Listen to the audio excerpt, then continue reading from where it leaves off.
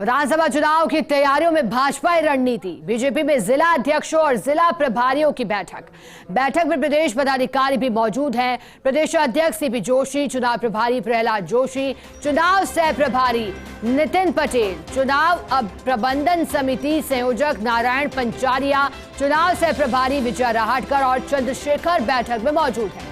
हरियाणा के पूर्व बीजेपी अध्यक्ष सुभाष बराला पहुंचे हैं बीजेपी कार्यालय। पार्टी कार्यालय में प्रदेश नेताओं से मुलाकात करेंगे, क्योंकि प्रधानमंत्री नरेंद्र मोदी के दौरे के बाद ये माना जा रहा है कि किसी भी समय बीजेपी की ओर से प्रत्याशियों की सूची सामने आ सकती है। टिकट को लेकर के लगातार जो सस्पेंस बना हुआ है वो सस्पेंस जल्द ही खुल सकता है। अब मंत्रणा लगातार चल रही है, लेकिन जो सूचना मिल रही है वो एक ये भी है कि एमपी वाला प्रयोग राजस्थान में भी किया जा सकता है। अब एमपी वाला प्रयोग क्या है वो भी आपको बता देते हैं। देखिए, क्योंकि इस वर्ष एमपी, छत्तीसगढ़, तेलंगाना, राजस्थान यहां चुनाव होने में बीजेपी ने जब लिस्ट निकाली थी तो जिस तरह से नामों का ऐलान किया गया था वो चौंकाने वाला एमपी में रहा। चलो, जानकारी देने के लिए हमारे साथ सहयोगी ऐश्वर्या प्रधान जुड़ गए हैं। ऐश्वर्या, बताइएगा, क्योंकि लिस्ट कभी भी आ सकती है, इसी लिहाज से महामंथन भी बेहद महत्वपूर्ण है।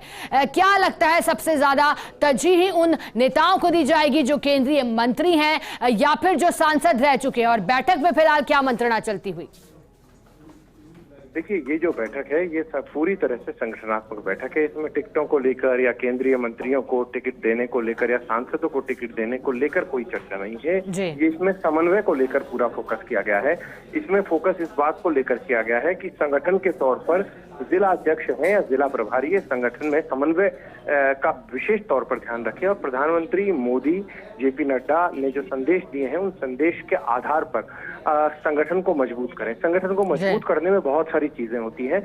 बूथ को मजबूत करना, पन्ना प्रमुखों को ताकीद करना और उसके अलावा नियमित तौर पर पुराने कार्यकर्ताओं से मिलना, नए कार्यकर्ता जो नए सदस्य बने हैं उनसे संवाद रखना, इस तरीके के कार्यक्रम होते हैं। इन कार्यक्रमों के लिए इनको लक्ष्य दे दिया गया है।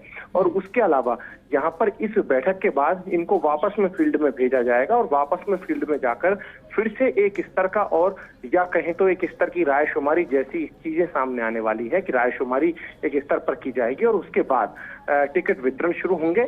इससे पहले संगठन को मजबूत और एकजुट करने की कवायद, इसे हम एक लाइन में कह सकते हैं कि संगठन को एकजुट पूरी तरीके से कर दिया जाए। और यदि किसी के दिमाग में इस तरीके की बात हो कि कोई प्रभारी है या फिर जिलाध्यक्ष है और वो टिकट की दावेदारी कर रहा है तो उसको पहले ही कह दिया गया है पार्टी की ओर से, और बहुत कम इस तरीके की संभावना है कि जो पदाधिकारी है उन्हें टिकट दे दिए जाएं। कम संभावना है, क्योंकि जेपी नड्डा भी इस तरीके का संदेश दे चुके हैं।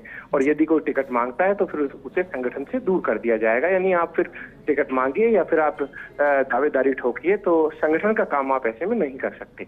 कार्यकर्ता भले ही आप बने रह सकते हैं। तो ये तमाम चीजें हैं और जैसे ही बैठक खत्म होगी तो हम कोशिश करेंगे कि तमाम एक्सक्लूसिव खबरें दर्शकों तक सबसे पहले पहुंचाएं।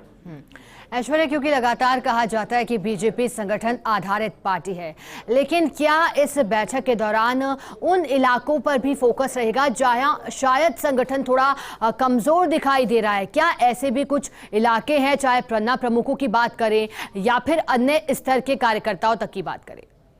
देखिए, संगठन जो है वो हर जगह मजबूत होता है तो कहीं पर कमजोर भी होता है। स्वाभाविक सी बात है, बिल्कुल सही कहा है आपने कि कहीं पर कमजोर होता है, कहीं पर मजबूत भी होता है और कहीं पर बहुत अच्छी वर्किंग होती है।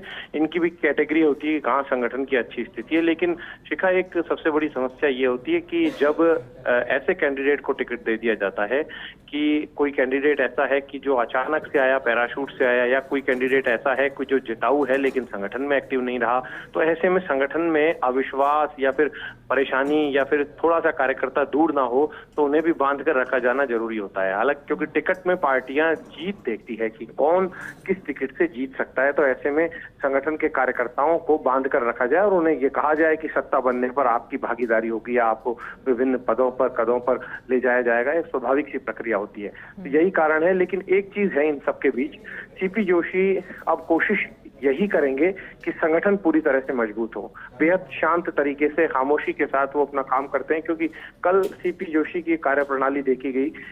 एक बार ऐसा लगा कि यहाँ भीड़ बड़ा मुश्किल से जुटेगी, क्योंकि जब 12 बजे के आसपास का समय था तो कुर्सियां काफी बड़ी संख्या में खाली पड़ी थी, लेकिन देखते ही देखते वो पूरा पंडाल भर गया। पंडाल भरने के अलावा बाहर की तरफ भीड़ दिखाई दी, तो उससे ये लगा कि सीपी जोशी की खामोश अंदाज की जो कार्यप्रणाली है वो एक अपना एक उसका अलग अंदाज है। तो कोशिश सीपी जोशी यही करेंगे कि जिलों में टीमों को भेज दिया जाए और अपने पास ना रखकर कार्य वितरण के आधार पर कार्य दिए जाए।